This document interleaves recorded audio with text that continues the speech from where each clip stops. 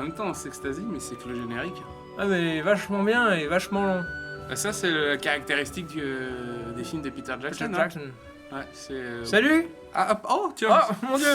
On vient de finir de voir le Hobbit. Le Hobbit de Peter Jackson. Ouais. Et on va en parler. Voilà. Alors truc nouveau, cette fois on va dire les notes dès le début, histoire d'avoir une température directe sur le film, genre qui a aimé, qui a pas aimé. Donc, allez, j'ai l'habitude de commencer, toi. Alors vas-y, Jérém, quelle est ta note sur 10 pour moi? Je te laisse commencer. Moi une note, donc sur 10. Ouais, sur Sur 10. film, pour l'instant, la note que je donne avant débat, je mettrais 6,5 sur 10. 6,5. Oui. Sachant ce qu'il a pensé de la trilogie du Seigneur des Anneaux, je me dis que c'est bien parti là. Que c'est pas mal? Là, c'est pas mal. D'accord. Tu pensais à plus sévère? Ouais. J'ai Il hésité. trouvait que le Seigneur des Anneaux c'était pourri. Hein. Et pas pourri, mais je dirais que Seigneur des Anneaux, je mettrais 6, tu vois, ou 5,5, 6, et là 6,5 peut-être. Pour moi, c'est chiant parce que c'est une pensée bizarre. Mais bref, en gros, moi je lui mets 8, 7,5, 8. Parce que c'est pas parfait, et ça pourrait être encore mieux. Mais je lui mets 8 parce que dans le genre, c'est quand même bien foutu du début à la fin. Et je m'attendais pas à être capable, vu que j'ai vu ça avec 10 ans de moins les premiers, je pensais pas y adhérer aussi facilement avec 10 ans de plus dans la gueule. Et en fait, ça a trop marché, la magie était là. Il y a le côté envoûtant de l'univers de Tolkien qui marche. Et du coup, 8 sur 10. Ah, c'est bien. Voilà. Alors, qu'est-ce que t'as pensé du film étape par étape, hein, si étape je puis me par permettre étape. Alors, l'écriture, la réalisation Alors ouais, dans l'ensemble c'est très joli. Voilà, c'est quand même c'est très bien joué, c'est très bien designé. Il y a vraiment des visions de ouf. Voilà, il y a un univers. Après, j'avoue ne pas être totalement rentré dedans non plus. Ne pas être totalement pris. C'est plus des trucs de scénario qui m'ont peut-être gêné. Alors j'ai souvent ça, hein, évidemment. Mais Commençons par le début. Moi, je trouvais ça super intéressant que dès le début, ils fassent une sorte de jointure entre l'ancienne trilogie et la nouvelle trilogie. Chose qui n'existe pas dans Star Wars, par exemple. C'est que ils ont, après le grand prologue qui permet à Monsieur Tout-le-Monde qui n'a jamais vu ce genre de film ou ni lu les livres de Tolkien de comprendre l'univers et tout ça, donc t'as un super prologue de ouf qui dure trop longtemps avec une voix off et tout. La première vraie scène du film, la scène où t'es posé, qu'il n'y a plus de musique, que t'as juste des dialogues des acteurs et que tu comprends petit à petit ce qui se passe, c'est aussi la première scène du Seigneur des Anneaux, de la communauté de l'anneau. Ah oui, c'est... C'est-à-dire qu'en fait, quand on voit Frodon qui lit son bouquin dans l'herbe et qu'il y a Gandalf qui arrive et qui saute sur Gandalf, juste avant ça, on n'a pas vu ce qui s'est passé. Et là, on nous montre. Et donc finalement, il n'y avait pas la même chose, il n'y avait pas un petit résumé avec le roi, Isildur, machin. Si, il y avait un résumé. C'est pas la même chose, justement. Ah non, le prologue n'a rien à voir. Non, je sais, mais c'est pas la même idée. C'est pas genre une espèce de petit prologue qui te résume à peu près le contexte historique. Absolument, c'est ça. Et après, ça commence dans le Shire. Dans la comté, donc The Shire. Dans Hobbitbourg d'ailleurs. Hobbitbourg, voilà. Bon, en français. Donc après, on se retrouve à Hobbitbourg après le prologue. Voilà, il y a Gandalf qui arrive et machin. Sauf qu'avant de voir Gandalf qui arrive, on a une petite scène où on voit Bilbo qui écrit son bouquin, Frodon qui lui dit qu'est-ce qui se passe, il lui dit c'est pas prêt encore, pas pour tout de suite, et Frodon qui lui dit bah écoute je vais attendre Gandalf, je vais dehors lire un bouquin. Et ce passage-là nous on l'avait pas vu. Oui, il y a un côté retour vers le futur quoi. Voilà, sauf que on te montre un petit bout que tu n'avais pas vu avant. Et à partir de là il y a le flashback dans le passé de Bilbo. Et donc c'est vraiment une scène qui fait charnière entre l'ancienne et la nouvelle trilogie. Je trouve ça intéressant parce que pour ceux qui ont aimé et qui ont vu les anciens, ça permet vraiment de se replonger à fond avec le personnage de Bilbo. C'est très dur d'expliquer ce que j'aime pas dans la mise en scène de Peter Jackson. Je trouve en fait qu'il a tendance à être trop virtuose presque dans sa façon de filmer les scènes. Trop de mouvements, trop de mouvements tout simplement. Trop de mouvements quand il n'y en a pas toujours besoin et voilà, des espèces de mouvements de grue en permanence et des trucs. Bon après c'est bien, ça donne un souffle au truc, mais bon c'est... Voilà, mais ça, là je pinaille parce que c'est vraiment un truc de j'aime pas, en tout cas cette façon de faire. Sans aller dire que j'aime pas, je peux comprendre. Même moi je l'ai ressenti. Ça m'avait moins gêné dans le Seigneur des Anneaux parce que je découvrais un peu ce style. Parce que malgré tout, avant qu'il fasse ce grand genre de mouvement de caméra, on n'en avait pas autant dans le même style. Il a quand même lancé plus ou moins une mode. Même si ça existait, des plans d'ensemble de bataille et tout ça, mais la façon dont Peter Jackson le fait, les traversées de foule comme ça pendant les combats, ou même les caméras qui peuvent un peu survoler les scènes comme ça, mais de manière un peu réaliste quand même, ça reste pas non plus n'importe quoi. Ouais, c'est vrai. Bref, moi ça m'a pas gêné autant que toi, mais je me suis dit à un moment donné, effectivement, il y a des passages où ça aurait pu ne Et pas le bouger autant Voilà. et être plus stable. Et en même temps, tu te dis, quand tu vois le The Hobbit et tu vois la majorité des films qui sortent en ce moment depuis 1 an ou 2, tu dis quand même il y a un pied de caméra. Parce que, Oui. sérieusement, quoi. Oui, Je veux dire, c'est vrai qu'on ça est... fait du bien de sortir Bah. de Skyfall, Jason Bourne et Alors tout ça, oui, que déjà- j'adore au passage, mais Déjà, oui, Dieu merci, dans ce film-là... cinéma classique, quoi. Dans ce film-là, justement, il a Sans pas... vouloir jouer. Dans la communauté de l'anneau, je trouvais qu'il y avait des passages un peu trop cutés, un peu trop soldat Ryanisants dans certaines scènes de combat où on comprenait pas les Ouais, je vois ce que chorégraphies tu veux et dire. tout. Là, il n'y a pas Et ça. là, effectivement, il n'y a pas ça, et tant mieux. Et en C'est même temps, peut-être dû à la 3D. Parce que vu C'est la peut-être taille dû à de la ça, caméra, Oui, du oui, dispositif, tu peux pas. tu peux pas non plus la prendre forcément Mm. facilement Et sur peut-être que l'épaule. Ça a peut-être la influencé. 3D relief aussi, à visionner aussi, peut-être qu'un truc qui bouge et qui est zoomé, effectivement, n'a aucun intérêt en Peut-être. relief Peut-être. plutôt qu'un truc ample. Et justement, je pense que c'était plus l'idée, c'était quelque part de faire une sorte de ride, Mhm. comme si on était dans l'univers et qu'on était sur un petit train. Et que, voilà. Parenthèse, lui il l'a vu en 3D, Oui. IMAX, 48 images secondes. Moi je l'ai vu en 2D normal, sans lunettes, sans rien, 24 images secondes. J'ai vu les deux, j'ai pu Ah. comparer, donc je fais une parenthèse là-dessus. Le HFR. Alors oui, effectivement, je l'ai vu, pas seulement en HFR, je l'ai vu en IMAX 3D et donc HFR 48 images par seconde, le nouveau procédé révolutionnaire de la Night. Et je dois dire que c'est totalement pourri. Non, enfin, c'est-à-dire que c'est...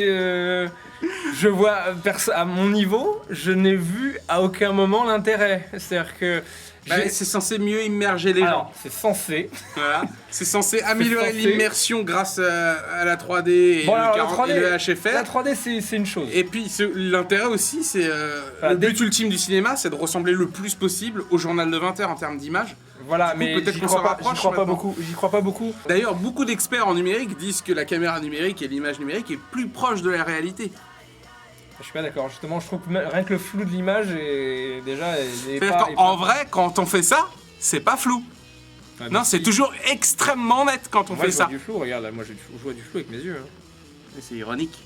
Ah, c'est. Ah, parlant de flou. Donc le HFR, on disait que ça ne sert à rien. J'avais pas fini. Alors déjà la 3D, bon, s'il y a tout un débat autour de ça, est-ce que ça immerge plus, est-ce que ça fait chier, est-ce que c'est beau, est-ce que c'est pas beau, voilà, tous les problèmes. Voilà, c'est déjà pas forcément toujours terrible de voir un film en 3D selon moi. Parfois c'est sympa. Pour moi la 3D est réservée aux attractions, bref, voilà, c'est... Là, donc non seulement c'est en 3D, mais en plus, donc il y a cette espèce de truc, disons que les toutes premières secondes, dès le logo, dès le putain de logo Warner Bros, je vois les lettres bouger bizarrement, je fais on dirait une sorte de vidéo bizarre.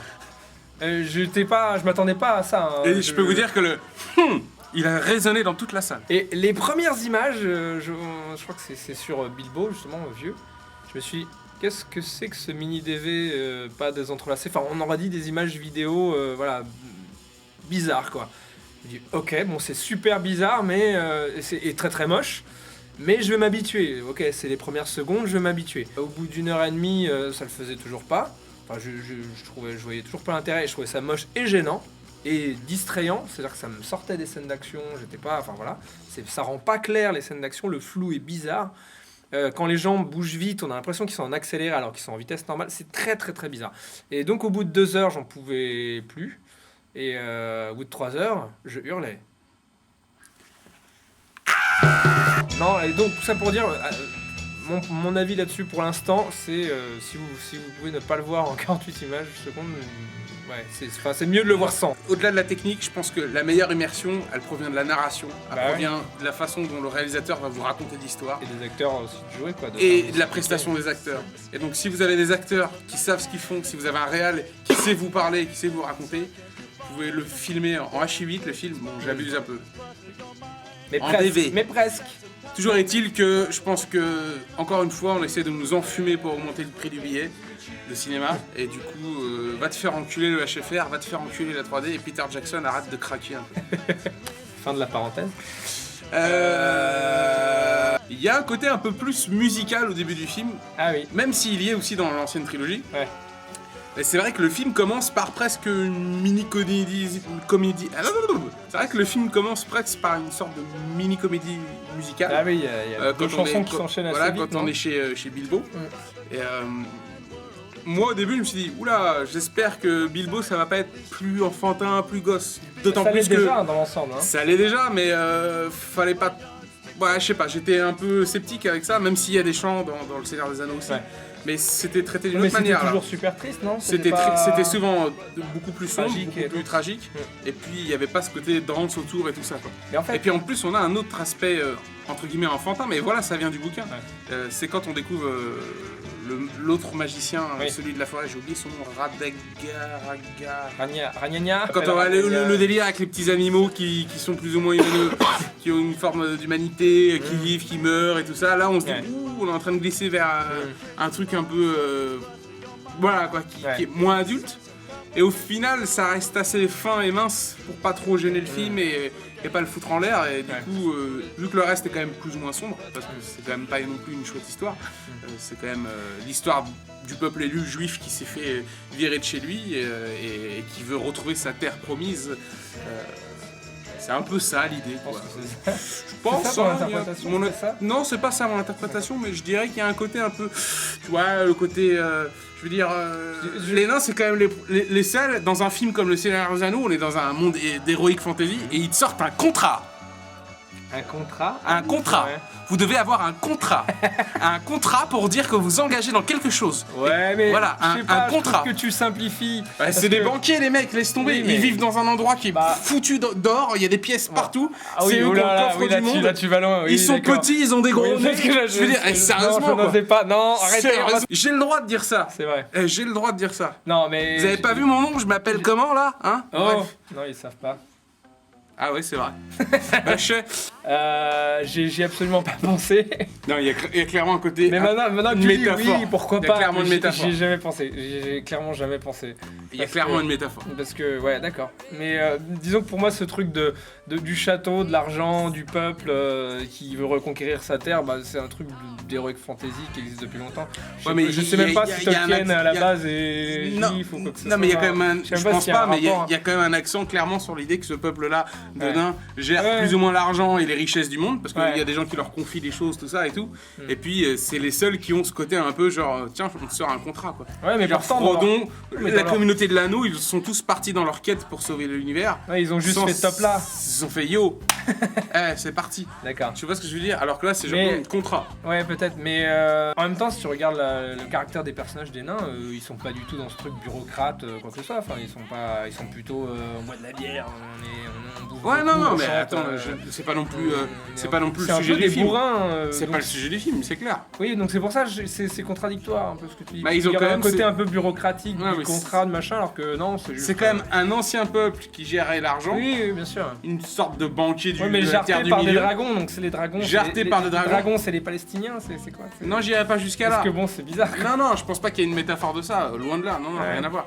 Non, et en revanche, il y a quand même ce côté genre un peuple qui gère la thune de tout le monde, donc voilà, Ouais. hein, et qui se fait jarter de sa terre et qui devient nomade pendant des années et des années, Ok. et qui doit reconquérir la terre promise. Non, mais oui, qui est oui, chez mais eux. je pense pas que ce soit Voilà. le seul peuple, faut pas non plus. Voilà, il y en a eu beaucoup. Il y a qui eu ont fait ça, beaucoup, et ceux, surtout. ceux qui ont été nomades des milliers d'années, il n'y en a pas eu des masses. Ouais, Il n'y en a pas eu des masses. Ouais. Il n'y en a pas eu des masses.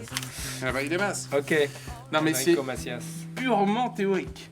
Et je pense que vraiment, Je c'est pense- une interprétation Je pense que c'est très totalement intéressant. personnelle. Ok. Voilà, mais je serais curieux de parler avec Tolkien quand je serai au paradis avec Non, lui. ou même Jackson, voir si lui aussi. Ouais, s'il pense ça.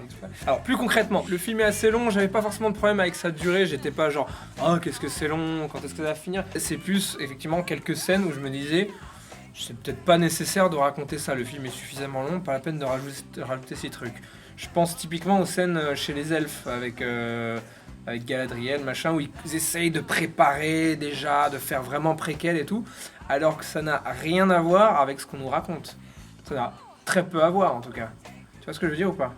Bah, Quand parce on est que au milieu, on a cette scène un peu longue où elle dit oui, le nécromancien, nanani, nanana, il arrive, mais qui est-ce? Mais l'ombre arrive, the shadow is coming, nanana, nanana. Et Moi, je dis, ouais, c'est quoi le rapport avec notre histoire qu'on nous raconte, qui nous intéresse jusque-là, c'est-à-dire ces nains qui essaient de retrouver leur terre. Je trouvais ça très superflu et très superficiel, en tout cas, cette manière de vouloir relier absolument à l'autre trilogie. Non, vous inquiétez pas, c'est un rapport et tout, on s'en fout. Moi, j'ai trouvé que dans l'ensemble, dès le début du film, très vite, on retombe dans le problème de l'anneau, quoi. Je veux dire. Oui, mais ça n'a pas d'importance pour l'instant, du tout. Ça n'a pas d'importance, mais très vite, il y a Gandalf qui a ce sentiment de dire tiens, il y a un mal qui arrive. Alors après, je sais pas, j'ai pas vu les 2 autres films, je sais pas qu'est-ce qu'il va choisir de mettre ou pas. Mais entre les petits coups d'œil de Gandalf sur la main de Bilbo qui gratte l'anneau dans sa poche, tout ça, je veux dire, moi à titre perso, qui n'avais pas lu Bilbo The Hobbit, le livre, honte à moi, je pensais pas qu'ils allaient faire la rencontre de Bilbo et de Gollum et du fait qu'il lui tape l'anneau sitôt si vite. Ah oui, dans la trilogie, que c'était un truc sachant important. Sachant que c'était une trilogie, je me suis dit ils vont garder ça pour plus tard parce que c'est quand même un énorme basculement dans l'histoire. Je pense qu'apparemment, d'après ce que j'ai entendu dans cette histoire, le truc un peu important qui se passe, c'est plus au niveau des dragons et des combats qu'il va y avoir avec eux. Donc je pense qu'ils vont partir plutôt là-dessus. Et effectivement, le truc avec Gollum, ils ont placé ça dès le début. Bon, peut-être parce qu'ils ont peut-être l'intention de rajouter plus d'éléments en rapport avec l'anneau en filigrane de l'histoire avec les dragons et les nains. Mais bon, ok. Mais voilà, j'ai bien aimé qu'on croise, qu'on tombe sur l'anneau, comme lui-même tombe sur l'anneau finalement. Il n'y a pas cette idée de il faut absolument trouver l'anneau, machin, c'est pas important pour eux. Et d'ailleurs, à ce moment-là, j'ai eu ce sentiment, je me suis dit c'est cool, on découvre l'anneau progressivement comme ça, sans vraiment savoir ce que c'est. Oui, voilà. Imagine si t'avais pas vu la trilogie d'avant. Je veux dire, entre le moment où il trouve l'anneau pour la première fois, tu te dis mais qu'est-ce que c'est que ce truc. Quand Gandalf il regarde dans sa poche, il dit mais il a un anneau dans sa poche. Tu te dis qu'est-ce que c'est que ce truc. Et si t'avais jamais vu avant, je me suis dit au final peut-être qu'il aurait mieux valu faire ça avant le Seigneur des Anneaux pour pouvoir avoir avoir 3 films de 3h30 qui te font patienter jusqu'au résultat final que détruire cet anneau. Et je me suis dit putain c'est con, ça aurait trop bien marché aussi dans l'ordre. Et en même temps, après coup, je me suis dit, quand tu vois le nombre d'effets que a nécessité Bilbo, parce qu'il y a quand même beaucoup de bastons et tout ça, il y a des trucs un peu plus dingues presque que dans le Seigneur des Anneaux, même si dans le Seigneur des Anneaux, il y a des scènes incroyables. Mais le coup des oiseaux à la fin et tout ça, j'ai l'impression que finalement, s'ils n'avaient pas eu l'expérience d'effets visuels techniques du Seigneur des Anneaux, il aurait été encore plus compliqué à faire pour une première fois. Un peu comme peut-être pour les Star Wars, qui aurait été encore plus compliqué à faire s'ils avaient fait les premiers avant, parce que plus de technologie, plus de vaisseaux partout, j'en sais rien. Ouais, mais ça c'est superficiel, parce qu'ils avaient écrit après Star Wars. Pareil. C'est vrai. Mais on a un peu ce sentiment, je pense les fans des bouquins, j'en suis pas justement, les fans des bouquins ont un peu le sentiment qu'on leur sert les restes du coup, c'est-à-dire qu'il s'est déjà attaqué aux gros morceaux, c'est-à-dire vraiment au Seigneur des Anneaux, à l'histoire avec la communauté de l'anneau, etc. Et finalement, Bilbo le Hobbit, c'est le petit bouquin qu'il y avait au début, avant, et qui a beaucoup moins d'ampleur et beaucoup moins d'importance. Et voilà, c'est comme si on faisait l'entrée après le plat de résistance. Quoi. Ouais, il y a clairement une volonté d'étirer cette entrée et d'en faire un nouveau plat de résistance, un nouveau repas en entier avec entrée, plat, dessert, enfin, donc une trilogie quoi. Mais il y a un peu ce truc bizarre de moins d'ampleur, de moins d'importance, moins tragique, plus enfantin. Mais cela dit en passant, j'aime bien le fait que ce soit plus enfantin. Je suis beaucoup plus client du côté un peu enfantin, un peu peut-être léger, aventure de celui-là, que du côté presque ouvertement tragique de Frodon et Sam, qui sont très... qui sont un peu trop dans cette espèce de... Voilà, il n'y a pas assez de naïveté, pas assez d'humour, selon moi, dans les autres, mais bon. En tout cas, tu la perds très vite dans le Seigneur des Anneaux. Ouais, voilà.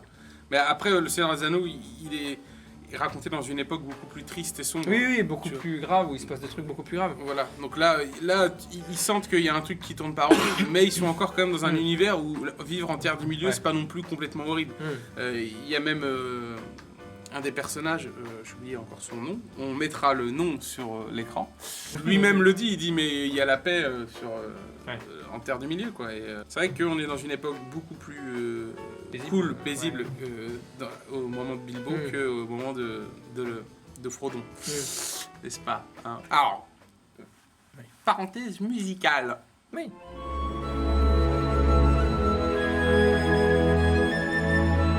Moi je trouvais que c'était assez compliqué parce que la musique, soit il se répétait et il faisait exactement la même chose, et on n'en est pas loin, mais en même temps, il fallait rester mais il n'y dans a pas le les mêmes délire. thèmes du tout. Mais voilà, il n'y a pas les mêmes thèmes. C'est-à-dire qu'il réutilise les anciens au bon moment pour te dire clin d'œil à l'autre trilogie. Ça, je trouvais ça malin. T'as les thèmes du Seigneur des Anneaux, le thème de l'anneau, ça, au bon moment, mais il a réussi à créer des nouveaux thèmes, et je trouve que le thème des nains, surtout le thème de bataille, quand ils lancent des assauts, il est super épique, et je l'ai vraiment trouvé génial, quoi.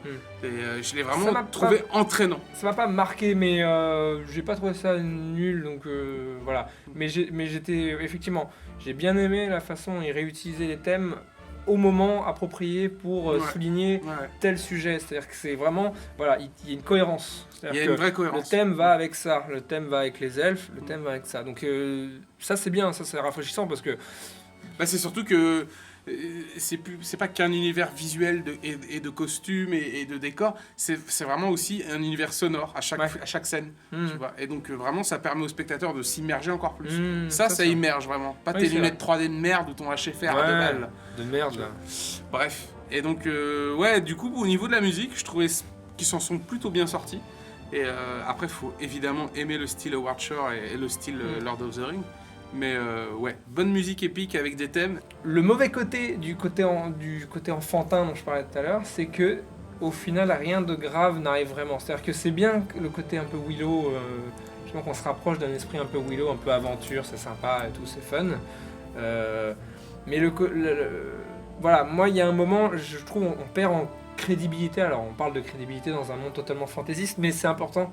Quand même. On parle de, je sais pas, 13 mecs du coup, à peu près, 13-14 mecs, contre une armée entière de gobelins, quoi, vers la fin. Et eux-mêmes sont pas censés être tous des guerriers hyper... certains le sont, mais pas tous. Personne ne meurt, tout le monde s'en sort, aucun problème, on court partout. C'est-à-dire que dans ces scènes-là, j'ai du mal à ressentir l'implication. C'est-à-dire, je me dis, ok, de toute façon, rien ne peut leur arriver, et puis voilà quoi, ils courent partout, c'est des super-héros, ils ne mourront jamais, il ne peut rien leur arriver. C'est vrai que sur tous les personnages qu'il y a, et d'ailleurs c'était pas simple, alors, parce que d'avoir 13 persos, plus Bilbo, plus le Gandalf, je crois. Plus Ragnaria. Souvent, il y a une sorte de règle dans les films où passer un certain nombre de personnages principaux, les chacos, passer un certain nombre de personnages, le spectateur a tendance à décrocher avec certains ou voir de l'ensemble. Donc c'est toujours risqué d'avoir trop de persos. Non mais là ça va, il arrive quand même à se focaliser sur certains. Il arrive à se focaliser sur certains, il arrive à leur donner un rôle à chacun. Donc c'est vrai que c'est vrai que tu te dis sur toute l'aventure extraordinaire qui leur arrive, parce que je veux dire entre les rochers qui se mettent à bouger, l'armée souterraine. Oui voilà, c'est qu'il leur arrive toutes les merdes de la terre. Et il n'y en a pas un qui meurt. Donc du coup en termes de drame.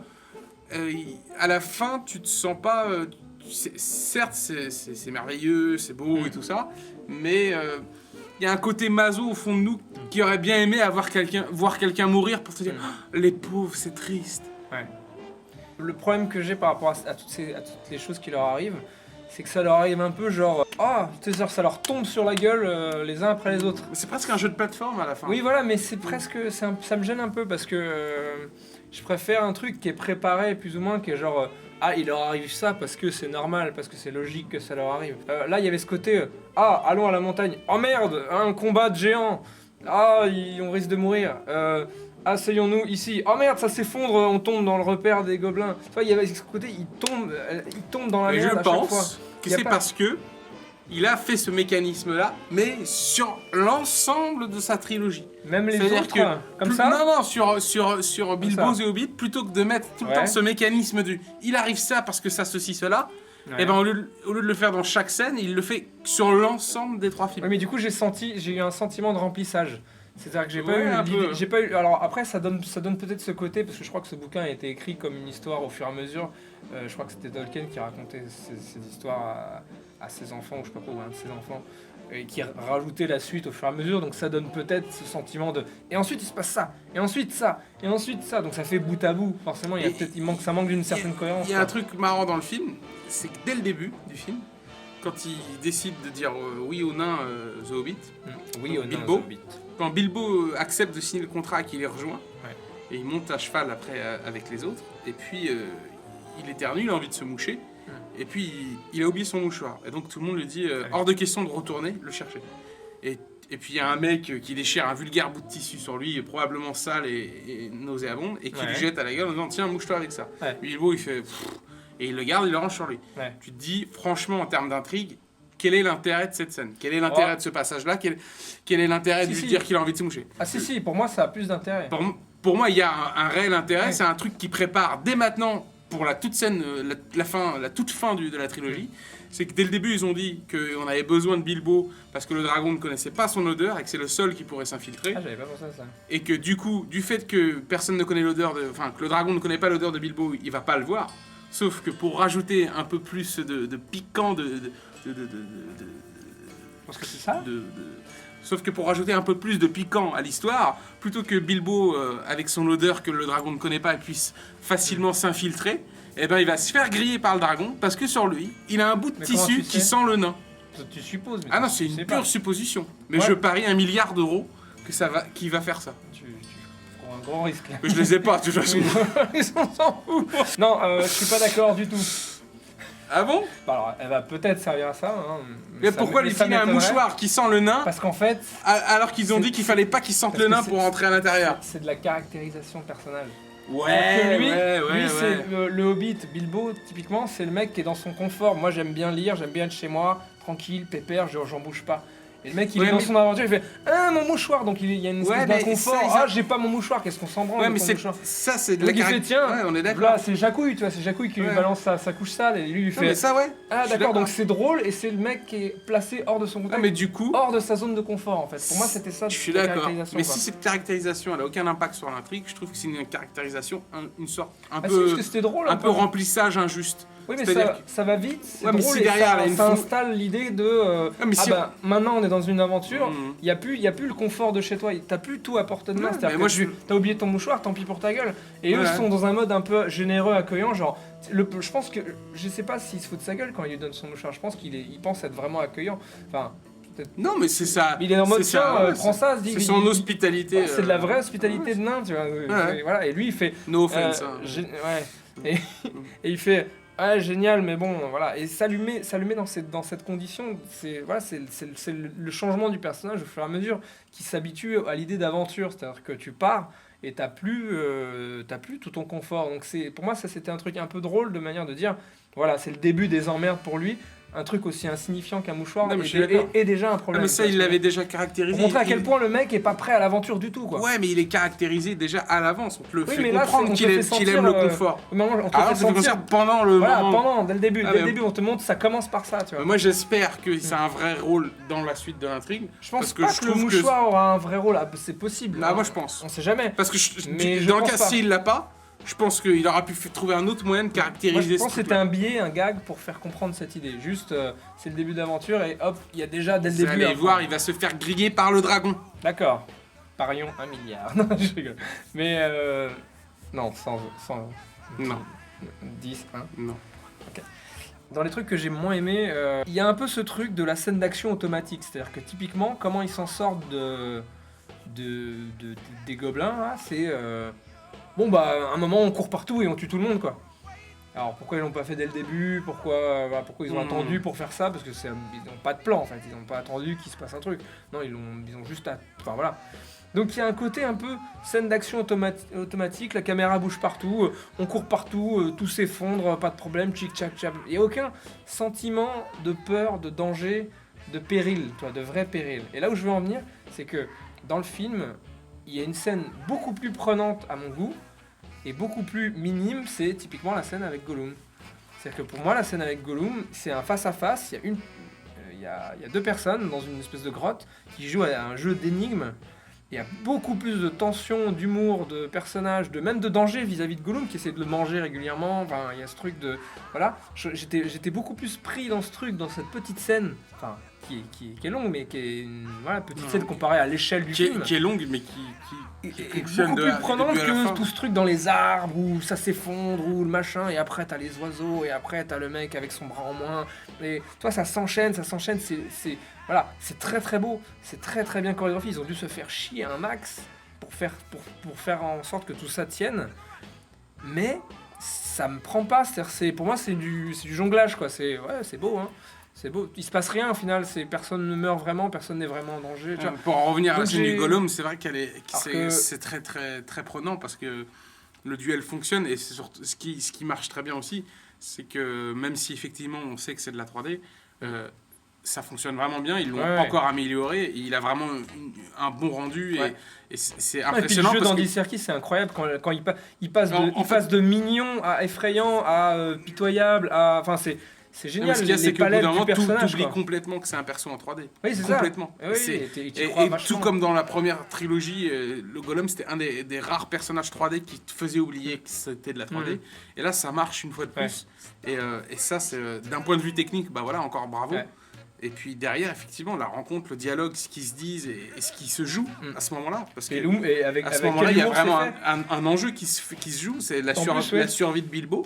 La survie, Et et en puis plus, il y a le- l'anneau, mais on sait même pas pour l'instant On le sait pas, mais l'importance du on truc. ne connaît pas, mais ouais. c'est tout l'historique de Ouais, l'anneau qui se joue là. à ce moment-là, Mm. donc c'est super intéressant. Ouais. Et puis aussi, le Et en même temps, ça démontre l'intelligence de Bilbo, ça Ça- rend le personnage meilleur et tout, machin. Et puis il y a un écho aussi à un des conseils de Gandalf qui lui dit que le vrai courage, c'est Oui, pas oui. d'être capable de tuer, mais d'être capable de ne pas tuer et de Ouais. savoir à quel moment ne pas le faire. Et à ce Ça, je moment-là, trouve ça bizarre parce que Gandalf tue quand même plein de gens qu'il n'était pas obligé de tuer. ouais, mais c'est des Il copains. arrive, il tranche, ouais, mais Oui, mais il c'était tranche des dans méchants. l'art et tout machin, mais c'était des méchants. Ouais, mais justement, Gandalf il dit pas qu'il est forcément plus courageux que tout le monde. Oui, Mais en tout cas, Bilbo, à ce moment-là, il a le choix de pouvoir tuer clairement Ouais. le Gollum. Il pourrait le faire et on serait tranquille. Sauf que, d'abord, heureusement, parce que le Gollum a un vrai rôle dans la suite des événements. Et ensuite, parce que voilà, il met en application ce pouvoir qui est finalement celui de lui laisser la vie sauve. Quoi. Ouais. Donc ça, c'était intéressant. Quoi. mais C'était- par rapport à l'anneau, encore une fois, dans ce film, genre, je sais plus ce qui a été dit dans les films, je me rappelle plus.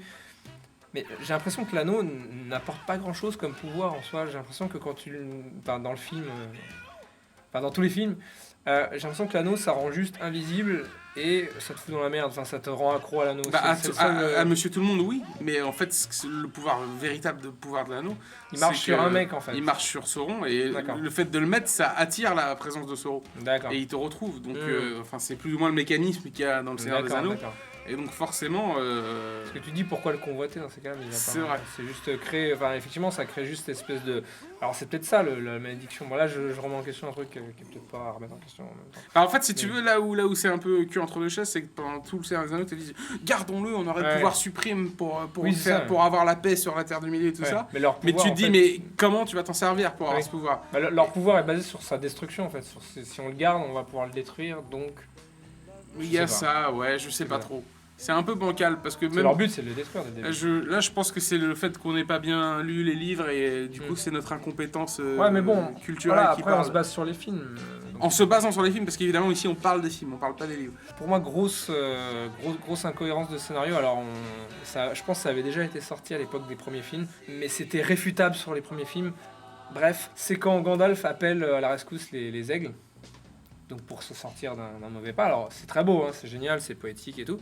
Sauf que du coup, dans la communauté de l'anneau, bah, il s'en sort, mais il peut pas l'utiliser longtemps. Ils peuvent pas. On pouvait se demander à l'époque, mais pourquoi ils n'utilisent pas les aigles pour se rendre directement au Mordor et voilà, et au lieu de faire ce chemin à pied, se faire chier à traverser des armées, des trucs, voilà. Et sauf que bon, il y avait l'œil de Sauron qui disait qu'il pouvait pas le faire. Sauf que là, a priori, il y a aucun œil qui les empêche de le faire. Donc si tu veux, à la fin du film, je trouvais ça très maladroit à la fin du film de faire ce long trajet donc en oiseau. D'ailleurs, il y avait pile poil le nombre d'oiseaux. Je sais pas comment il a fait Gandalf pour commander exactement le nombre d'oiseaux qu'il fallait pour déplacer tout le monde parce qu'ils sont beaucoup. Là, ils ont un bon site web. Hein, Ils ont un payes bon par site carte web, ils se bleue démerdent bien, c'est bien foutu. et tu peux commander exactement le nombre Ouais. d'oiseaux que tu veux. Ouais, c'est bien. Ouais. C'est assez pratique. Moi aussi, ça m'est déjà arrivé de le faire, mais je savais pas qu'on pouvait en prendre plusieurs. Ils font ce trajet en oiseau super long. Tu te dis pourquoi ils Ils les utilisent déposent pas sur une pour espèce. aller jusqu'au Non, mais ils les bout. déposent sur une espèce de rocher pourri. Et puis ils font Ah, il nous reste tout ce trajet là-bas. Et là, je me disais pourquoi pourquoi vous n'êtes pas allé plus loin avec les oiseaux? C'était genre. Et puisque apparemment il peut l'appeler quand il veut. Tu sais, et on te veut jamais. Alors à la limite, s'il nous disait je peux les appeler que de manière limitée, ou il y a un truc à la con qui contraint ce pouvoir, parce que c'est un pouvoir de ouf quand même. Ouais. Leur truc principal, c'est d'aller d'un point A à un point B, en gros. Bon, il faut affronter des dangers, mais dans cette histoire-là, c'est un déplacement. Hein. Après, il y a des gens à combattre, mais voilà. Pour l'instant, ce qu'on nous C'est raconte, pas c'est un Adam déplacement. Savazano, il s'en sert uniquement à la fin pour sauver Frodon et Sam de la lave, quoi. Oui, voilà, mais pourquoi non, il s'en sert dans la communauté de l'anneau aussi, quand il saute d'une espèce de tour. Il s'en sert à chaque fois que c'est pratique. C'est vrai. Donc c'est pour ça que c'est un peu le truc, genre, oh bah je m'en sers de temps en temps, seulement quand c'est désespéré, mais pourquoi ne pas t'en servir de manière plus radicale? Alors évidemment, il n'y aurait pas de film sinon, mais là où je veux en venir, c'est qu'il faut, dans ce cas-là, il faut impliquer des contraintes, lui faire dire... Oui, mais attention, je peux pas le faire trop, parce que si, parce que ça a des conséquences, parce que machin. Qu'il nous fasse comprendre, ah oui, d'accord, c'est chaud, tant mieux qu'il le fasse pas plus, quoi. Mais là, il y a vraiment cette idée de, ah, on a encore beaucoup de marche à faire, ah, dommage qu'on n'ait pas des oiseaux qui pourraient nous transporter. Oups, on vient de les utiliser. Et là, je me disais, c'est dommage parce qu'ils te mettent côte à côte ça. Quoi. Ouais, c'est vrai. C'est un peu, je trouvais ça un peu con-con, voilà. Bon. Alors moi je voudrais faire une parenthèse, la parenthèse interprétation. Oh là là. Interprétation. Alors moi j'ai trouvé ça intéressant à la fin, ce long plan en travelling qui survole la grotte, C'est quoi cette voix? Non, d'accord. Alors le problème c'est que techniquement j'ai trouvé que le plan de fin sur l'or dans la montagne des nains est beaucoup moins bien fait que la plupart des FX dans le film. Tu dis putain, c'est montage cinématique de ouf, ouais, travelling de ouf pour t'expliquer un truc de ouf à la fin. Et putain, trop mal fait quoi. Ça L'or. faisait jeu vidéo quoi, ça faisait jeu vidéo. On aurait dit un truc genre Tomb Raider, à la fin tu découvres l'or dans la caverne. Tu dis trop mal fait quoi. Et tu dis, ce qui est ouf, c'est le plan de la fin quand même. Putain, fais un truc chambé quoi. Bref, tu passes ça et tu te dis, voilà, et là tu découvres le dragon, qui lui est méga bien fait par rapport à l'or. Tu te dis, waouh, c'est 10 fois mieux fait. Et là t'as le dragon qui ouvre l'œil. Et là tu te dis, ah, le clin d'œil du dragon. Ah, le clin d'œil du dragon. C'est quoi, Jurassic Park? Non, à premier lieu, les fans ils pourraient se dire, ah, le clin d'œil à la fin, ambiance Jurassic Park. Non, moi j'ai pensé surtout au fait que la seule chose qu'on voit à la fin, qui est le vrai danger qu'on voit à la fin surgir de la montagne d'or, c'est un œil. Et c'est la seule chose qu'on n'avait pas pendant tout le film, contrairement au Seigneur des Anneaux, qui a l'œil de Sauron qui surveille tout le temps le film. En plus j'y ai pensé, en fait, donc c'est pas, c'est pas si codé que ça. Oui. Non, c'est pas si codé que ça, mais j'ai trouvé ça intéressant qu'ils le mettent à la fin, qu'à la fin on le voit l'œil de Sauron, même si c'est via le dragon, et que en plus c'est un clin d'œil, et que en plus c'est un clin d'œil. C'est un clin d'œil. Voilà. C'est un clin d'œil. Bon voilà, voici l'œil de Sauron que vous allez découvrir plus tard dans le Seigneur des Anneaux, mais qui est plus ou moins indirectement déjà là. En fait, c'est l'œil du mal quoi qu'il arrive. Oui, quoi qu'il arrive, c'est l'œil ceux du qui ont mal. les yeux un peu comme ça Voilà, sont mauvais. C'est genre mauvais. Ouais, c'est très ressemblant. Recule. Oui, effectivement, j'ai eu l'impression que pendant tout le film, comme on disait tout à l'heure, il cherche à reproduire plein de schémas connus de manière à ce qu'on se sente un peu familier, qu'on dit ah ça me rappelle ça me rappelle De ça. toute façon, les 13 nains, c'est un peu la communauté de l'anneau. C'est la communauté de l'anneau. Il y a le pseudo Aragorn, il y a plus ou moins le pseudo. Il y a le pseudo Gimli, mais voilà, normal. Le pseudo Frodon, tout ça. Il y a Gandalf qui est le même. Et voilà, et bon, t'as Saruman, mais c'est marrant, il joue vachement sur le fait qu'on s'attend à ce qu'il soit méchant, et il arrive et il est gentil.